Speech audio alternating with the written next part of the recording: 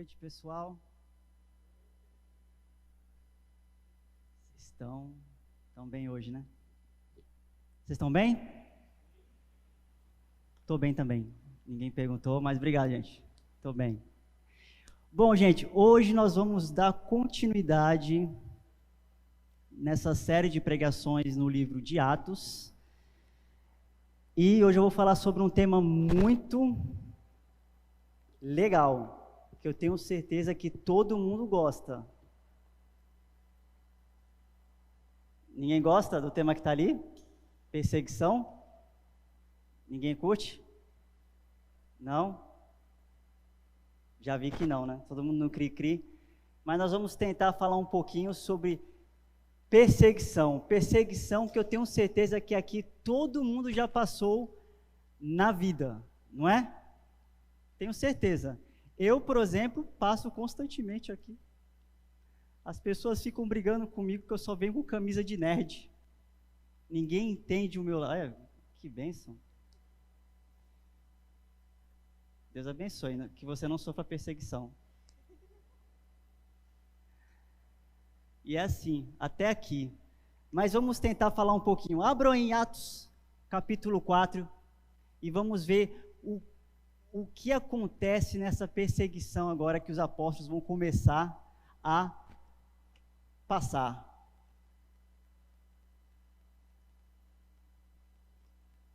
Todos acharam? Vou começar a ler. Enquanto Pedro e João falavam ao povo, chegaram os sacerdotes, o capitão da guarda do templo e os saduceus. Eles estavam muito perturbados, porque os apóstolos estavam ensinando o povo e proclamando em Jesus a ressurreição dos mortos. Agarraram Pedro e João e, como já estava anoitecendo, os colocaram na prisão até o dia seguinte. Mas muitos dos que tinham ouvido a mensagem creram, chegando ao número dos homens que creram a perto de 5.000. No dia seguinte, as autoridades, os líderes religiosos e os mestres da lei reuniram-se em Jerusalém. E estavam ali Anás, o sumo sacerdote, bem como Caifás, João, Alexandre e todos os que eram da família do sumo sacerdote. Mandaram trazer Pedro e João diante deles e começaram a interrogá-los. Com que poder ou em nome de quem vocês fizeram isso? Então Pedro, cheio do Espírito Santo, disse-lhes: autoridades e líderes do povo, visto que hoje somos chamados para prestar contas de um ato de bondade em favor de um aleijado, sendo interrogado acerca de como ele foi curado, saibam os senhores e todo o povo de Israel que por meio do nome de Jesus Cristo Nazareno, a quem os senhores crucificaram, mas a quem Deus ressuscitou dos mortos, esse homem está curado diante dos senhores. Este Jesus é a pedra que vocês, construtores, rejeitaram e que se tornou a pedra angular. Não há salvação em nenhum outro, pois debaixo do céu não há nenhum outro nome dado aos homens pelo qual devemos ser salvos. Vendo a coragem de Pedro e de João, e percebendo que eram homens comuns e sem instrução, ficaram admirados e reconheceram que eles haviam estado com Jesus. E como podiam ver ali com eles o homem que fora curado, nada podia dizer contra eles. Assim, ordenaram que se retirassem do sinédrio e começaram a discutir, perguntando: que faremos com esses homens? Todos os que moram em Jerusalém sabem que eles realizaram um milagre notório, que não podemos negar.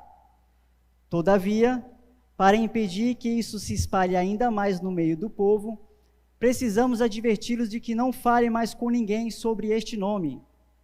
Então, chamando-os novamente, ordenaram-lhes que não falassem nem ensinassem em nome de Jesus. Mas Pedro e João responderam: julgue os senhores mesmos se é justo aos olhos de Deus obedecer aos senhores e não a Deus, pois não podemos deixar de falar do que vimos e ouvimos. Depois de mais ameaças, eles os deixaram ir. não tinham como castigá-lo, porque todo o povo estava louvando a Deus pelo que acontecera.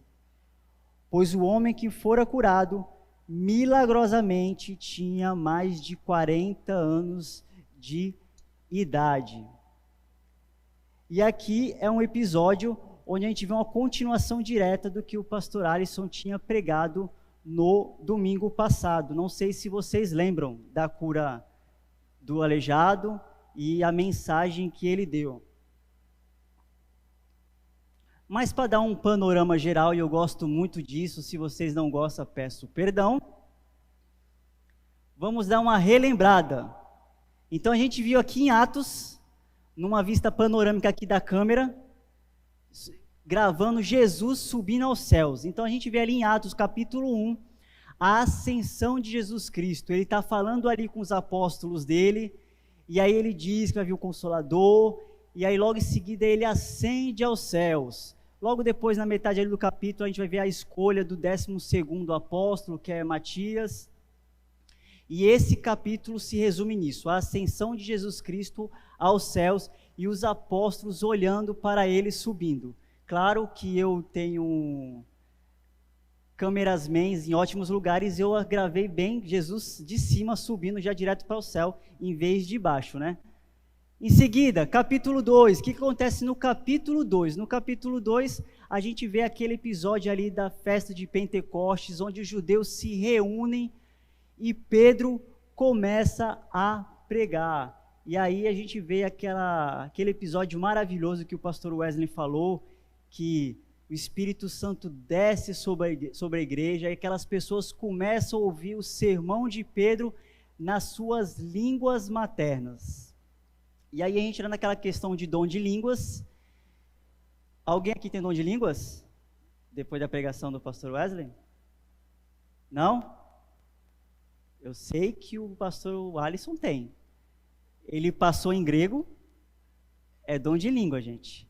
Eu demorei, eu bombei, reprovei, mas Deus foi misericordioso, me deu também. Hoje eu consigo falar grego. Brincadeira, nem isso eu consigo falar direito. E esse foi o capítulo 2.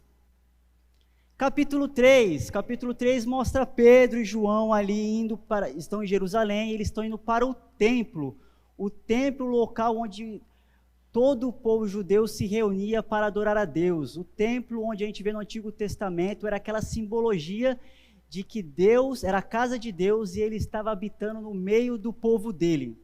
E aí o pastor Alisson deu aquela explicada da questão que Pedro e João chegam ali na porta de Salomão, aqui para vocês ficarem situados onde que é. Tudo isso aqui é o templo de Jerusalém. Então aqui é a porta de Salomão, aqui é a porta formosa, onde ele deu aquela explicada, onde o aleijado estava ali, as pessoas levaram o aleijado, e o aleijado viu Pedro e João chegando, e aí Pedro cura ele ali. E aqui é onde acontece todo esse episódio da cura do aleijado. Logo em seguida, Pedro e João começam a pregar, e aí nós entramos no capítulo 4, onde nós vamos tentar discorrer um pouquinho sobre isso. Só por curiosidade, abre parênteses, não sei se vocês conhecem aquele episódio de Jesus descendo chicotada no pessoal do comércio ali no templo, acredito que vocês conheçam. Esse episódio aconteceu aqui no Pátio dos Gentios, tá bom? Caso vocês não... nesse localzinho aqui. Então vamos lá. Então a gente lendo esse texto, o que a gente percebe? A primeira coisa: proclamar a Cristo, ensinar a Cristo, e Cristo traz perseguição. Vamos ver ali, ó. Enquanto Pedro e João falavam ao povo, chegaram os... Opa, pulei demais. Aqui. Chegaram os sacerdotes, o capitão da guarda do templo e os saduceus. Eles estavam muito perturbados porque os apóstolos estavam ensinando o povo e proclamando em Jesus a ressurreição dos mortos.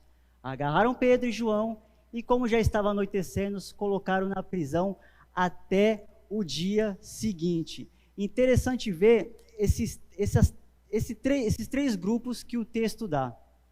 Ele dá o capitão da guarda do templo, ele dá os sacerdotes e ele dá os saduceus. Aí a gente começa a ver aqui alguns paralelos, né? O capitão da guarda já nos lembra um pouquinho da situação que os judeus viviam naquela época, abaixo ali do Império Romano, nessa questão abaixo ali de Herodes, que a gente conhece muito nos evangelhos. A gente vê que eles possuíam uma liberdade para adorar aquele Deus deles, só que eles ainda estavam debaixo do jugo de alguém, debaixo do jugo do Império Romano. E aí a gente vê muito do conflito que eles tiveram com o próprio Jesus Cristo e não o reconheceram como Messias. Os sacerdotes, quem eram os sacerdotes? Os sacerdotes, quando a gente vê ali o Antigo Testamento, era aquele grupo de pessoas que era responsável por cuidar de toda a parte de ritual, de rito, de purificação, de todos os ritos que o povo judeu tinha, quando eles iam ao templo para adorar a Deus, era eles que conduziam todas as etapas. Eles eram esse elo que a gente conhece, o elo de ligação, era aquele que representava o povo judeu para Deus. Quando a gente também conhece que os profetas representavam Deus para os homens, os sacerdotes eram o contrário. Então, os homens pecavam, os homens iam até o templo para adorar e para, não vou falar confessar os pecados, né? Mas passar por todo aquele processo de perdão dos pecados, e eram os sacerdotes que conduziam tudo isso. E o terceiro grupo, os saduceus. Saduceus, se você vê o evangelho, eles aparecem bastante no evangelho, tentando confrontar o próprio Jesus Cristo. A gente vê dois grandes grupos ali no evangelho. Nós vemos os fariseus, que são os mais bem lembrados, que todo mundo conhece, né? E nós vemos os saduceus.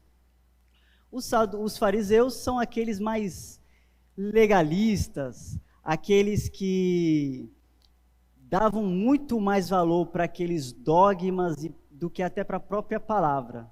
Os saduceus, eles eram um pouco mais liberais, foram um pouco mais influenciados pela cultura da época, a cultura romana, a filosofia, a retórica. Tanto é que eles eram um grupo que não acreditavam na ressurreição, não acreditavam em anjos. E o que Pedro estava pregando justamente ali para aquelas pessoas? Sobre a ressurreição em Cristo Jesus. E aí, nós vemos que, ali no Evangelho, os fariseus, que apenas acreditavam na ressurreição, mas ainda se confrontavam com Jesus Cristo ali, dava um show em cada um deles nos argumentos. Mas quando a gente começa em Atos, inverte um pouco, começa a dar um pouco mais de destaque nesses dois grupos para os saduceus. E eles começam a confrontar muito Jesus. Porque antes o que antes era só uma idealização, ressurreição a gente só está aqui imaginando. Agora com Jesus Cristo, quando ele morreu, ressuscitou e ascendeu aos céus, é uma realidade. E isso sendo pregado está confrontando e deixando eles numa situação onde eles podem perder o poder deles.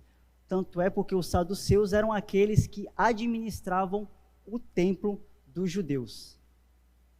Então a gente vê o porquê muito desse confronto que tem os saduceus, nesse caso com os apóstolos. O que a gente consegue ver aqui, Nessa situação de Pedro e João, com os saduceus, os sacerdotes e o capitão da guarda, em nenhum momento o texto fala que eles negaram esse milagre. Mas o que eles vão questionar vai ser a fonte deste milagre. O milagre em si aconteceu, alguém foi curado. Mas o que eles questionam durante todo o texto, qual foi a fonte e o poder de onde saiu esse milagre? Eles estão questionando diretamente a autoridade do próprio Jesus Cristo. E aí, outra coisa interessante de se notar, é que a perseguição nesse caso não veio de fora, mas veio do próprio templo. Aquele local onde é a casa de Deus, onde eles iam para adorar a Deus, para prestar o seu culto e os seus ritos, é aquele primeiro lugar onde eles começam a sofrer uma perseguição. Então, aqueles que eram para ser os representantes de Deus no meio daquele povo, são aqueles que não reconhecem o próprio poder de Deus, porque estavam cegos espiritualmente. Não reconhecia a soberania e o poder de Jesus Cristo. E por isso estavam confrontando diretamente o apóstolo Pedro e o apóstolo João, que estavam pregando o evangelho para aquelas pessoas. Interessante isso, né? Quando a gente vê em toda a história, ou até quando nós imaginamos sofrer perseguições, quando a primeira coisa que vem na nossa cabeça é as perseguições que a gente sofre no mundo. Mas nós podemos sofrer perseguições do lugar que nós menos esperamos, apenas por pregar de fato o evangelho genuíno, o nome de Cristo, que só Ele salva. Pedro e João sentiram isso na pele. As coisas estavam vindo de vento em polpa, pessoas estavam se convertendo, e logo dentro do templo da casa de Deus, infelizmente, ele sofre perseguição de pessoas que estavam cegas espiritualmente. Pessoas que estavam pensando em si própria, na sua posição política, do que na própria palavra de Deus. E isso é uma coisa que todos nós podemos sofrer. Você, por se posicionar como cristão, saiba, essa é a notícia boa que eu te dou para alegrar o seu coração essa noite e aquecê-lo e você ir embora feliz. Você vai sofrer perseguição. Bom cristão é aquele que sofre perseguição. É aquele que não tem medo de pregar o evangelho e prega o nome de Jesus Cristo onde está. E o fato de você pregar o nome de Jesus Cristo vai trazer de alguma forma uma confrontação e uma oposição para você. Talvez não seja da forma como eles sofreram no primeiro século. Pedro e João aqui foram presos. Mais para frente, no século seguinte, a gente vê as perseguições, os cristãos sendo jogados no Coliseu, sendo devorados por feras, sendo queimados vivo, e por aí vai. Muito provavelmente a gente não vai sofrer esse tipo de perseguição. Mas trazendo um pouco para o nosso dia a dia, a gente sofre perseguições e oposição quando você prega o evangelho, seja com a sua vida, seja com o seu falar. Porque, como a gente já sabe, a pregação do evangelho, quem é Cristo, o que Cristo vai fazer em sua vida e o que Cristo faz, na mudança que Ele faz na vida das pessoas, vai de contramão a tudo que a sociedade que nós vivemos acredita. Por exemplo, um exemplo bem esdrúxulo, mas é um exemplo de uma oposição e perseguição. Eu fiz faculdade de biologia durante 4 anos e a coisa que eu mais vivenciei na minha faculdade foram as pessoas me questionarem e muitas vezes, de alguma forma, me contrariarem por aquilo que eu acreditava, por aquilo que eu falava. A gente sabe que biologia, né, a gente vai estudar toda a questão da vida, a questão da evolução, e isso muito vai contra o que existe alguns pontos que a palavra de Deus ensina. Você vai sofrer oposição, por exemplo, quando você está na escola. Quem estuda aqui? Alguém estuda aqui? Já colaram? Não responde não, pelo amor de Deus. Não colaram? Olha aí. Às vezes você vai ser taxado de chato, de quadrado, de o certinho, porque você evita não colar, não é para mim, não vou colar. Vou tomar 0 na prova, mas prefiro não colar. Às vezes, você vai ser taxado de chato, ou de quadrado, ou de certinho, quando você vai para o seu trabalho, e aí você tem 1 hora de almoço. Aí você sai, aí seus amigos falam, vamos passar 10 minutinhos só 10 minutinhos. Você fala, não vou passar, porque se eu passo, eu fui pago, estou recebendo para fazer 1 hora. Se eu passar disso, eu estou roubando o tempo daquilo que eu fui contratado para fazer. E se eu estou roubando, eu estou pecando. E eu estou indo contra a palavra de Deus. E aí você vai ser taxado, às vezes pode ser perseguido de alguma forma por aquele posicionamento que você está tendo.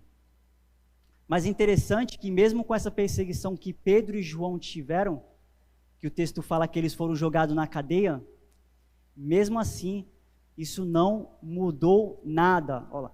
Mesmo na perseguição, eles não se intimidaram, continuaram pregando o nome de Jesus Cristo. Será que nós, como cristãos, quando a gente se posiciona, se em algum momento acontece alguma perseguição, você vai se posicionar, você vai continuar mostrando para aquelas pessoas aquilo que você acredita, ou você vai retrair um pouco e vai ficar na sua e de alguma forma não vai pregar o evangelho? Isso é uma coisa bem interessante de se pensar. Parece bobo, parece corriqueiro, mas a gente às vezes não pensa e isso passa batido no nosso dia a dia.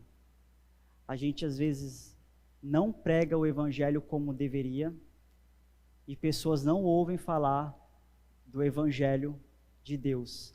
Não ouvem falar das boas novas da salvação que vem através e decorrente de Jesus Cristo. Tudo isso porque às vezes nós não nos posicionamos ou não fazemos questão de nos posicionarmos para isso. Somos apenas mais um na multidão. E aí, diante de toda essa perseguição, eu pergunto para vocês, vale a pena proclamar o Evangelho de Jesus Cristo e falar do nome de Jesus Cristo para as pessoas? Com certeza vale. Por quê?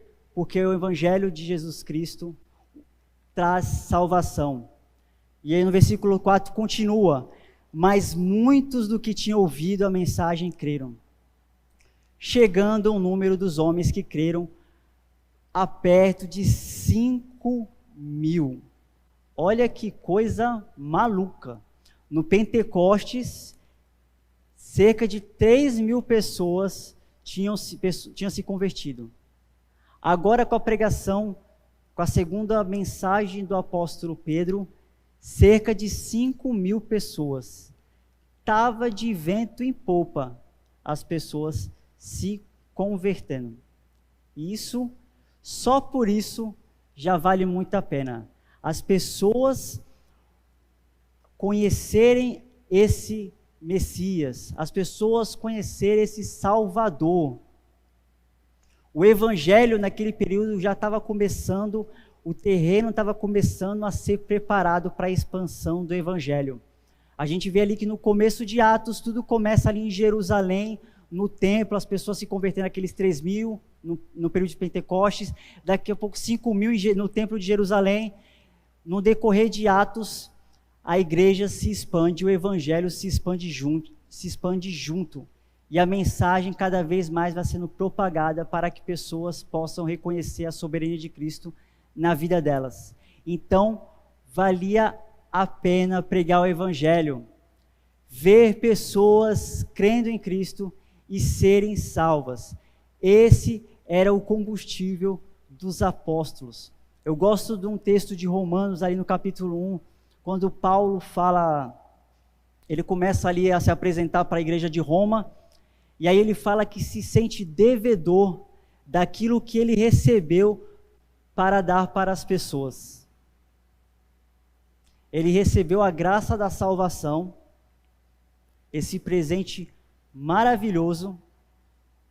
Ele se sentia no dever e na obrigação de passar esse presente para as outras pessoas também, para que as pessoas conhecessem e aceitassem a Cristo e fossem salvas. Isso era o que motivava esses apóstolos, a obediência e o amor por Jesus Cristo, na ordenança que ele dá, e o amor por essas pessoas que já nasceram merecedoras da ira de Deus, assim como cada um de nós, e graças a ele tivemos esse encontro com Cristo e hoje somos salvos. Esse era o objetivo dos apóstolos. Eles queriam isso, pregar o evangelho para que aquelas pessoas fossem salvas. Aí eu pergunto, gosto de muitas perguntas, isso motiva vocês hoje em dia? O pregar o evangelho? Eu sei, eu acredito, eu creio que nós nos posicionamos cristãos, buscamos ter uma vida que honre a Deus, uma vida que dê bons testemunhos e falar o evangelho, falar das boas novas de Cristo. Mas isso de saber que pessoas precisam ouvir de Deus motiva vocês a continuarem mesmo em frente a possíveis perseguições? Será que a vida de vocês reflete isso? Será que quando vocês olham para as Escrituras ou no seu dia a dia, vocês e eu, será que a gente se restringe a ler a Bíblia, a olhar para a Bíblia e falar, hoje eu vou fazer meu devocional de 15 minutos. Aí eu faço meu devocional de 15 minutos. E aí eu vou na minha listinha lá e dou o check-in. Pronto, acabou. A minha missão de cristão está feita. A minha vida de cristão, de um servo de Cristo, está se restringindo a apenas uma devocional. Não estou falando que devocional é errado, tá bom, gente? Precisamos fazer devocional. Estou falando que é muito mais profundo que isso.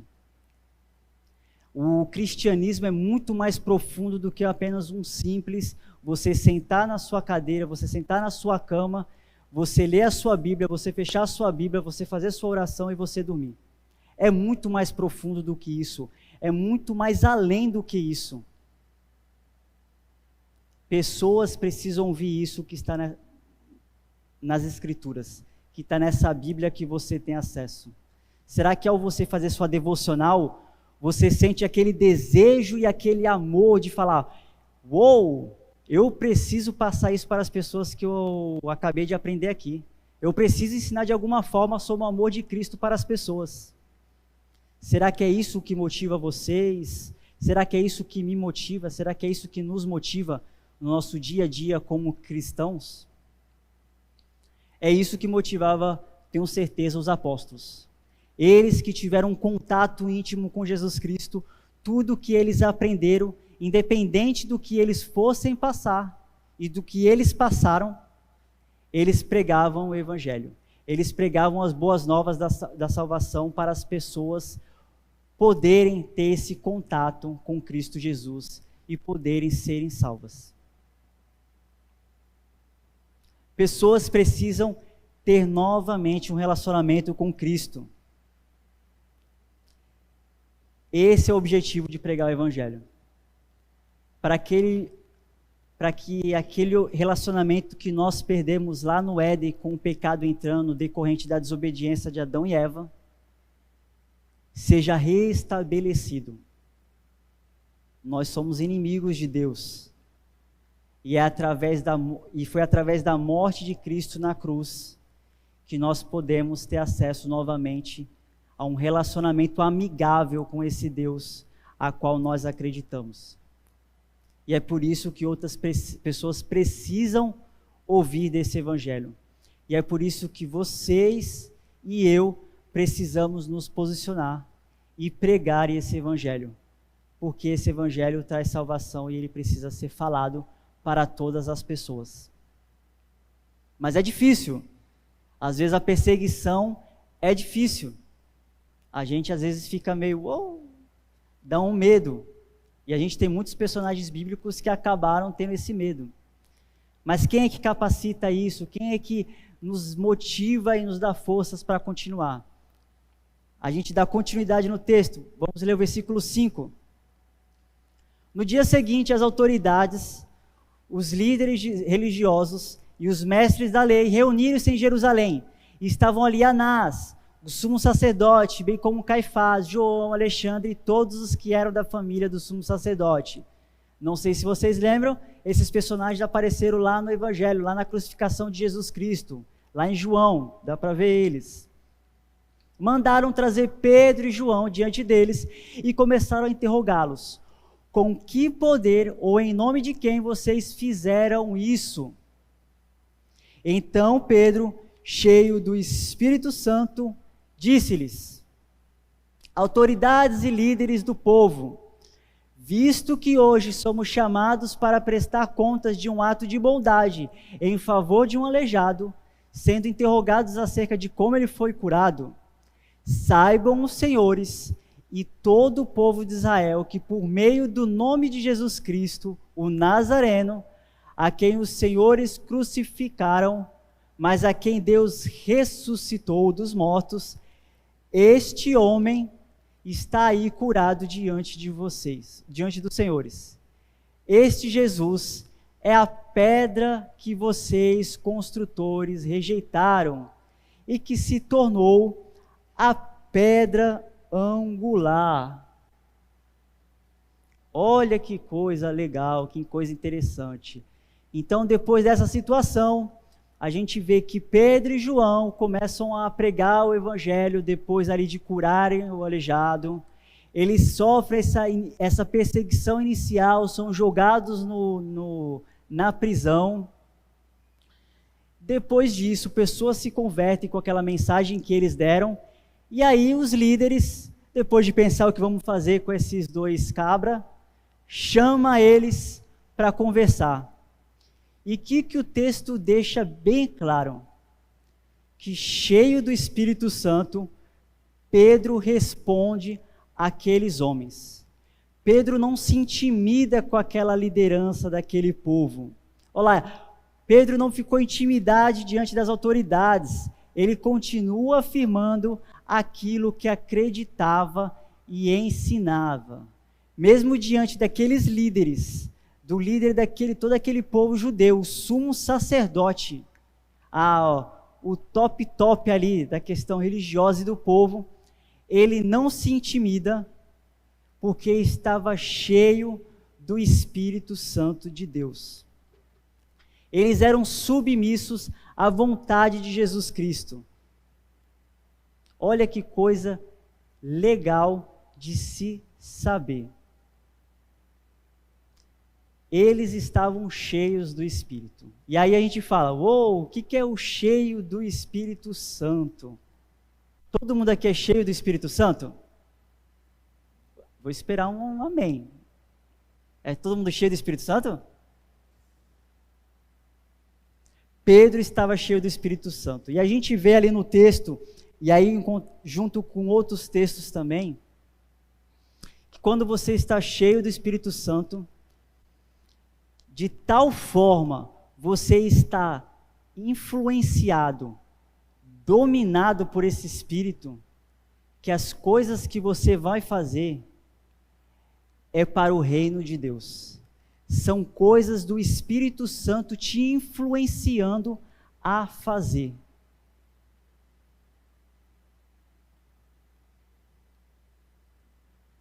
Aí eu pergunto, será que nós estamos tão mergulhados na palavra de Deus, tão mergulhados nas doutrinas, nos princípios que Ele nos ensina através da palavra dEle, que nós estamos cheios do Espírito Santo? Será que todas as decisões que nós vamos tomar, será que todos os posicionamentos no qual nós temos são direcionados e influenciados pelo próprio Espírito através da palavra dEle? Esse é o nosso objetivo. É isso que nós devemos desejar e almejar. Sermos totalmente cheios, onde a nossa decisão, onde o nosso pensar, onde o nosso falar vai ser porque estamos sendo influenciados pela palavra de Deus. Estamos tão cheios dela em nossa vida que tudo que nós fazemos é porque o Espírito está nos conduzindo e nos direcionando. Pedro estava cheio do Espírito Santo. Por causa disso, ele não retrocedeu, ele não se recuou diante daquelas autoridades e ele continuava afirmando que Cristo era aquele que salva. Cristo é aquele que muda as pessoas. Cristo, como diz aqui o texto, é a pedra que vocês construtores rejeitaram e que se tornou a pedra angular, a pedra que sustenta toda a igreja. A gente vê essa citação, Pedro está citando lá Salmos 118, versículo 22, caso vocês queiram conferir depois, num Salmos onde o salmista está louvando e glorificando a Deus, porque Deus os livrou do inimigo. E aí ele fala essa parte relacionada ao templo. E Pedro novamente cita esse texto, fazendo referência ao próprio Jesus Cristo, que ele foi aquela pedra que foi rejeitada, mas que se tornou a sustentação de toda a igreja, a sustentação espiritual de toda a igreja. E aí o que o texto dá em seguida, depois do posicionamento de Pedro? Ele deixa bem claro que só Cristo traz salvação. Versículo 12. Não há salvação em nenhum outro, pois debaixo dos céus não há nenhum outro nome dado aos homens pelo qual devemos ser salvos. Vendo a coragem de Pedro e de João e percebendo que eram homens comuns e sem instrução, ficaram admirados e reconheceram que eles haviam estado com Jesus. E como podiam ver ali com eles o homem que fora curado, nada podiam dizer contra eles. Pedro deixa bem claro para aqueles líderes religiosos: não há salvação em nenhum outro. Acredito que vocês saibam, se não souberem, nós vamos falar aqui, que para os judeus eles tinham uma pequena dificuldade. Eles olharam o evangelho de forma um pouco diferente. Eles não viam que a salvação vinha apenas pelo Cristo, mas eles olhavam para eles que ele era o povo que tinha aliança com o próprio Deus. O fato de eles nascerem judeus, o fato de eles terem a lei, o fato de eles serem aquele povo no qual Deus fez a aliança, eles já eram salvos. Já nasci direto para o céu. E aí nós vemos o apóstolo Pedro e posteriormente o apóstolo Paulo batendo de frente com esse pensamento, que não é pelas obras, não é por nada que você faça, é apenas pelo nome de Jesus Cristo que você é salvo. Só isso. Até se você fizer a coisa mais boa do mundo, por exemplo, me pagar um hot rolls quando passar essa pandemia, e Deus abençoe a sua vida, até esse ato bom está contaminado pelo pecado. Não é por você mesmo, é apenas pela fé em Cristo Jesus. E Pedro deixa isso bem claro. Às vezes nós temos dificuldades hoje em dia, quando nós vemos isso. Às vezes a gente olha para a salvação e a gente vê numa questão um pouco meritória. Será que eu vou perder minha salvação porque eu fiz isso de errado? Deus, me perdoa, eu vou perder minha salvação. Não. Tudo que você faz, de alguma forma, está contaminado pelo pecado. É apenas Cristo que salva. E Pedro quer deixar isso bem claro para aquele povo. Aquele povo que acreditava que por eles terem a lei, por eles terem o povo escolhido, por eles terem o povo da aliança, eles já eram salvos por causa disso. que o texto mais fala? Vendo a coragem de Pedro e de João e percebendo que eram homens comuns e sem instrução, ficaram admirados e reconheceram que eles haviam estado com Jesus. O texto está falando que Pedro e João eram sem conhecimento, não sabiam ler, eram analfabetos? Não, o Pedro não está falando isso. O texto está falando que aqueles homens, eles reconheciam que eram homens comuns e que eles não passaram pelo que normalmente se passava. Quem é que ensinava geralmente ali no templo? Eram os fariseus, e os fariseus passavam sempre por escolas rabínicas. Eles estudavam com outros mestres. Pedro e João não fizeram nada disso. Tá certo que eles aprenderam com o próprio Jesus, né? Mas não passaram por nenhuma escola rabínica. E aí ele está falando que eles perceberam que eram homens comuns e sem instrução. E ficaram admirados com isso. Pelo fato de eles estarem com o próprio Jesus, eles estavam ensinando ali, mesmo não tendo passado por nenhuma escola rabínica, mesmo não tendo aquela influência da retórica ou filosofia que a gente vê na questão greco-romana. E como podiam ver, ali com eles, o homem que fora curado, nada podiam dizer contra eles. E aí a gente cai em alguma coisa, em um outro ponto interessante. É bom você estudar, é bom você se aprofundar mais, com toda certeza. Mas o fato de você não fazer isso, não te impede de pregar o nome de Jesus Cristo. Isso não é desculpa, eu falar, poxa, acabei de me converter, não fiz seminário de teologia, não vou pregar, não sei evangelizar. Nada disso é necessário para a salvação. Apenas o nome de Jesus Cristo. Apenas você pregar que Cristo é o seu Senhor, Salvador, é o Filho de Deus, é o próprio Deus, e só Ele pode remir os seus pecados. Isso é o suficiente para a salvação de alguém. Isso todos nós, como cristãos, e Pedro e João nos ensina que é isso que deve ser pregado para as pessoas. É isso que vai salvá-las e restabelecer um relacionamento delas com o próprio Deus novamente. É elas crerem nesse nome de Cristo Jesus, é que vai livrá-las da condenação eterna. E por último, que eu sei que vocês estão querendo se livrar de mim, a obediência a Deus, mesmo em meio à perseguição.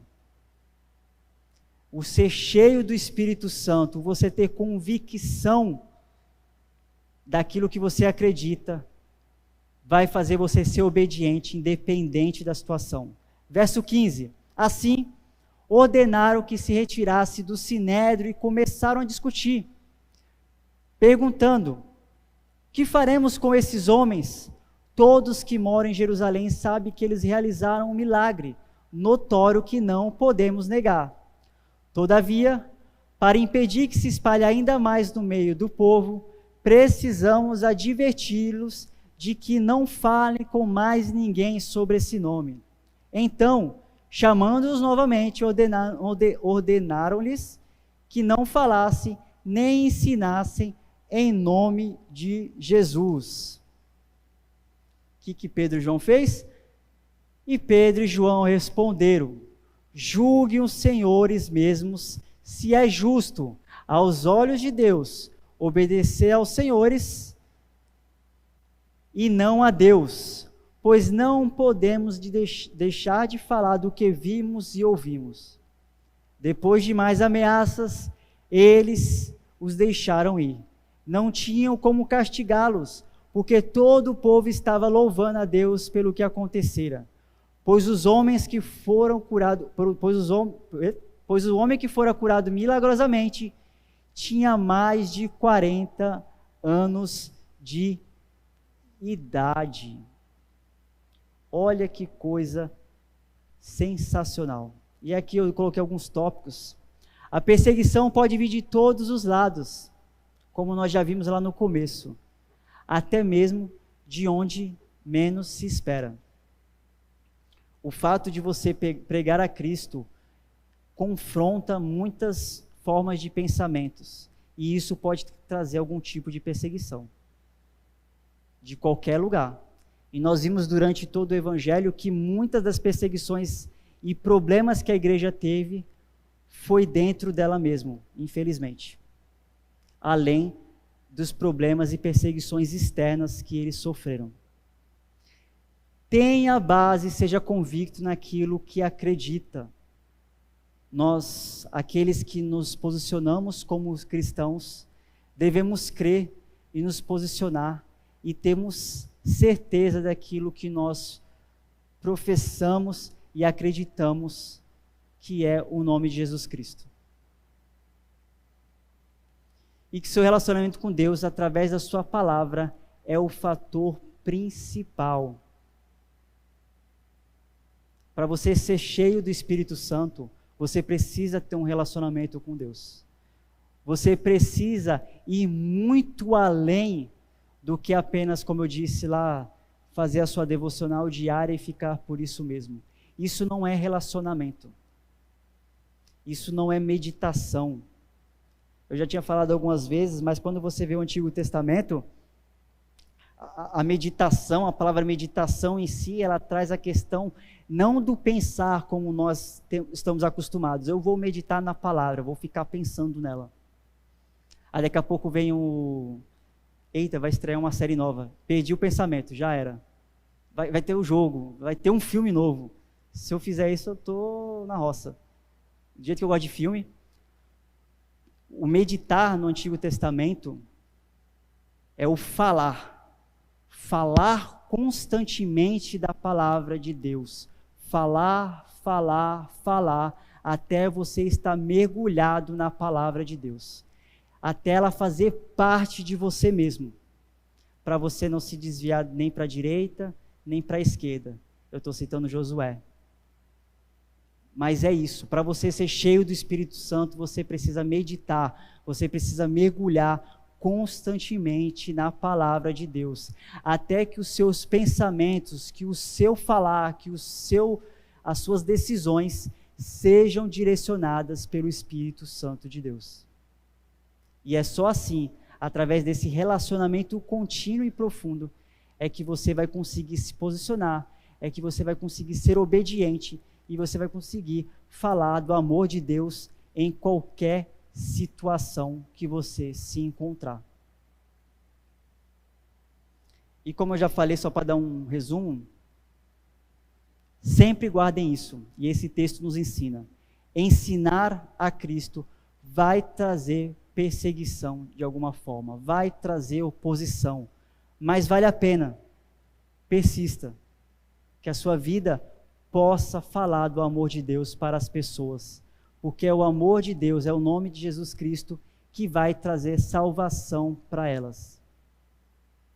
E com todo esse relacionamento profundo, você vai conseguir ser obediente, submisso a esse Deus no qual nós servimos. Deus abençoe a vida de vocês, meus queridos.